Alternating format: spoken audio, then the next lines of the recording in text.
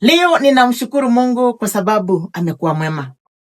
Na jambo moja inafanya kwamba nimshukuru Mungu ni maandiko iko katika Zaburi 44 mstari wa 22.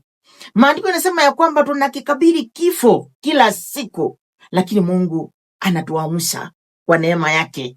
Wewe wakati umelala umekufa, lakini wewe unalala ukimdhihaki Mungu, unaamka tena ukimdhihaki Mungu, na Mungu wetu ni mwenye huruma. Anasema katika kitabu cha Naumi 1, anasema ya kwamba yeye si mwingi wa hasira. Angekuwa ni mwingi wa hasira, angekuwa anatuua tukiwa tumelala, lakini afanye hivyo. Anataka tubadilike, tuamini ya kwamba Mungu ako na uwezo wa kututenda mema.